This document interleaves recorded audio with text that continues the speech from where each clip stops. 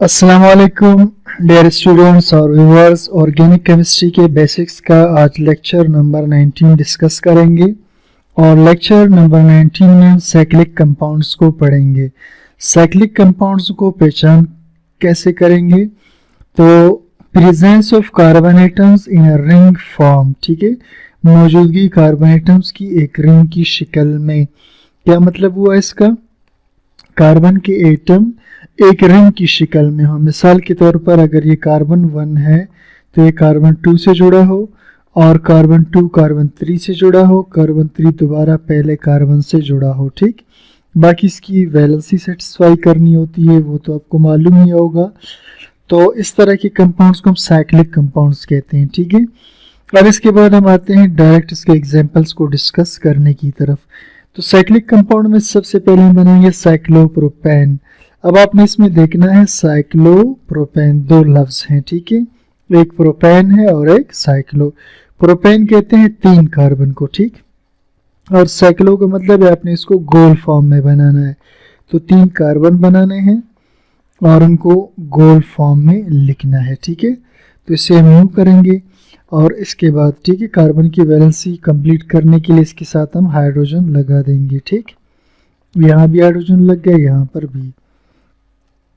और इसी कंपाउंड को हम भी लिख सकते हैं, ये भी साइक्लोप्रोपेन ई है। ठीक है, यू भी हम इसको लिख सकते हैं। ठीक, अब इसके बाद हम आते हैं साइक्लोब्यूटेन की तरफ। ठीक है, ब्यूटेन कहते हैं 4 कार्बन को, साइक्लो का मतलब है इनका रिंग बनाना है। ठीक है, तो 4 कार्बन बना लेंगे एक रिंग की फॉर्म में, ये हुआ साइक्लोब्यूटेन। बाकी इसके साथ हाइड्रोजन लगा देंगे इसकी वैलेंसी को सेटिस्फाई करने के लिए। ठीक है, ये हुआ साइक्लोब्यूटेन।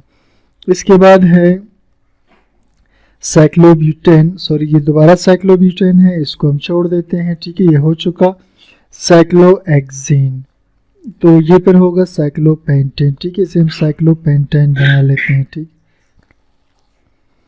अब ये है साइक्लोपेंटेन। ठीक है, इसको मैं दोबारा ड्रॉ कर लेता हूँ, ये है साइक्लोपेंटेन। ठीक, तो यहाँ हम साइक्लोपेंटेन बना लेंगे। ठीक है, तो देखिए जी, साइक्लोपेंटेन, पेंटेन का मतलब है 5 कार्बन ड्रॉ करने हैं और साइक्लो का मतलब है वो 5 कार्बन एक रिंग की फॉर्म में हो। ठीक है, तो ये 5 कार्बन रिंग की फॉर्म में हो गए।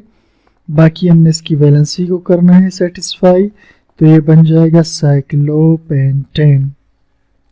इसके बाद है साइक्लोहेक्सेन। हेक्सेन 6 कार्बन हो और साइक्लो का मतलब है रिंग फॉर्म में हो। ठीक है, तो ये 2 कार्बन, ये हो गए 5 कार्बन और ये हो गए 6 कार्बन। बाकी इसकी वैलेंसी को हम करेंगे सेटिस्फाई हाइड्रोजन लगाकर। ठीक है, तो ये हुआ साइक्लोहेक्सेन। इसके बाद है साइक्लोप्रोपीन। अब गौर करना, प्रोपा 5 यानी 3 कार्बन और इन डबल बॉन्ड कार्बन के बीच। ठीक है, तो हमने क्या करना है, पहले 3 कार्बन ड्रॉ करने हैं एक रिंग फॉर्म में, ये हुआ साइक्लोप्रोपेन। फिर किसी भी जगह हम जब डबल बॉन्ड लगा देंगे तो ये हो जाएगा साइक्लोप्रोपीन। ठीक है, बाकी एक हाइड्रोजन यहाँ लगेगा, एक यहाँ पर और 2 हाइड्रोजन यहाँ। ये साइक्लोब्यूटीन, ब्यूटा 4 कार्बन को कहते हैं और इन का मतलब है कि उस 4 कार्बन के बीच डबल बॉन्ड किसी जगह मौजूद होगा। तो चलिए जी, पहले रिंग स्ट्रक्चर बना लेते हैं 4 कार्बन का और कहीं पर एक डबल बॉन्ड लगा देंगे, ये हो जाएगा साइक्लोब्यूटीन। क्या हो जाएगा? ये हो जाएगा साइक्लोब्यूटीन। ठीक, इसके बाद है साइक्लोपेंटीन। बिल्कुल उसी तरह हमने 5 कार्बन का रिंग स्ट्रक्चर बनाना है और किसी एक जगह हमने इसमें डबल बॉन्ड लगा देना है। ठीक है, तो ये हो जाएगा साइक्लोपेंटीन। क्या हो जाएगा? साइक्लोपेंटीन। और साइक्लोहेक्सीन, हेक्सीन के मतलब है 6 कार्बन ड्रा करने हैं और उस 6 कार्बन के बीच में एक डबल बॉन्ड आएगा। ठीक है, तो ये हुआ साइक्लोहेक्सीन, एक जगह डबल बॉन्ड आ जाएगा, ये हो जाएगा साइक्लोहेक्सीन। ठीक, इसके बाद नेक्स्ट है साइक्लोहेक्सानोल। ठीक है, आप जानते हैं हेक्सा 6 कार्बन को कहेंगे। ठीक है, हेक्सा कितने को? 6 कार्बन को कहेंगे। ठीक है, और ओल इसका मतलब है इसमें OH ग्रुप भी लगा हुआ होगा। ठीक है, तो कैसे? पहले आपने 6 कार्बन ड्रा करने हैं ये, ठीक है। 6 कार्बन ड्रा कर लिए। अब इसके बाद हमने बनाना है OH इसके साथ, ठीक है। तो एक कार्बन पर OH लगा होगा, तो ये हो जाएगा साइक्लोहेक्सानोल। बाकी हम इसकी वैलेंसी को करेंगे सेटिस्फाई, ठीक है, हाइड्रोजन लगाकर। तो ये हुआ साइक्लोहेक्सानोल, ठीक। इसके बाद है साइक्लोपेंटानोल, ठीक है। तो साइक्लोपेंटानोल में हमने करने हैं 5 कार्बन ड्रा, ठीक है। और 5 कार्बन ड्रा करने के बाद किसी एक जगह हमने OH लगा देना है, ठीक है। तो इसे हम कहेंगे साइक्लोपेंटानोल। क्या कहेंगे इसे?